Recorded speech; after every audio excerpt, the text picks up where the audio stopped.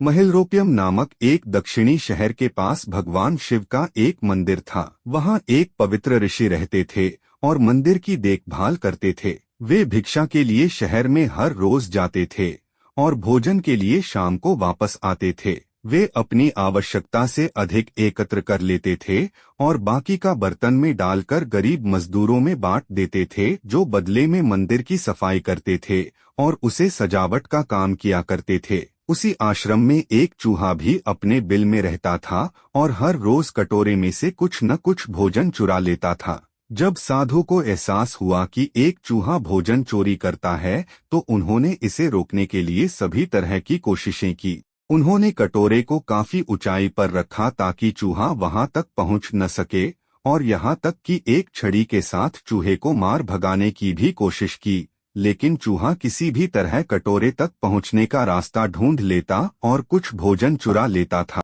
एक दिन एक भिक्षुक मंदिर की यात्रा करने के लिए आए थे, लेकिन साधु का ध्यान तो चूहे को डंडे से मारने में था और वे भिक्षुक से मिल भी नहीं पाए। इसे अपना अपमान समझ भिक्षुक क्रोधित होकर बोले, आपके आश्रम में फिर कभी नहीं आऊंगा, क्योंकि लगता है मुझसे बात करने के अलावा आपको अन्य काम ज्यादा महत्वपूर्ण लग रहा है।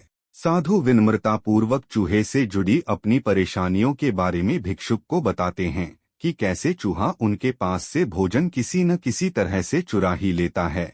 यह चूहा किसी भी बिल्ली या बंदर को हरा सकता है। अगर बात मेरे कटोरे तक पहुंचने की हो तो मैंने हर कोशिशें की हैं, लेकिन वो हर बार किसी न किसी तरीके से भोजन चुरा ही लेता है। भिक्षुक ने साधु की परेशानियों को समझा और सलाह दी, चूहे में इतनी शक्ति, आत्मविश्वास और चंचलता के पीछे अवश्य ही कुछ न कुछ कारण होगा। मुझे यकीन है कि इसने बहुत सारा भोजन जमा कर रखा होगा और यही कारण है कि चूहा अपने आप को बड़ा महसूस करता है और इसी से उसे ऊंचा कूदने की शक्ति मिलती है। चूहा जानता है कि उसके पास कुछ खोने के लिए नहीं है, इसलिए वो डरता नहीं है।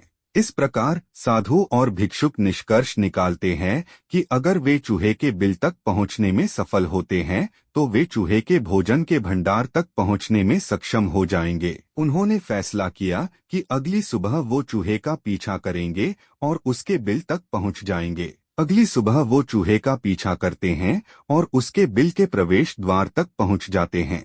जब वो खुदाई शुरू करते हैं तो देखते हैं कि चूहे ने अनाज का एक विशाल भंडार बना रखा है। फौरन ही साधु ने सारा चुराया गया भोजन एकत्र करके मंदिर में लिवा ले जाते हैं। वापस आने पर अपना सारा अनाज गायब देख चूहा बहुत दुखी हुआ और उसे इस बात से गहरा झटका लगा और उसने सारा आत्मविश्वास खो दिया। अब चूहे के पास भोजन का भंडार नहीं था, फिर भी उसने फैसला किया कि वो फिर से रात को कटोरे से भोजन चुराएगा। लेकिन जब उसने कटोरे तक पहुंचने की कोशिश की, तब वह धड़ाम से नीच गिर गया और उसे यह एहसास हुआ कि अब न तो उसके पर शक्ति है और न ही आत्मविश्वास। उसी समय साधु ने भी छड़ी से उस पर हमला किया। किसी तरह चूहे ने अपनी जान बचाई और भागने में कामयाब रहा और फिर वापस मंदिर कभी नहीं आया। यदि हमारे पास भी संसाधनों की कमी न हो, तो हम में भी अद्भुत शक्तियां और आत्मविश्वास की कमी कभी नहीं आ सकती।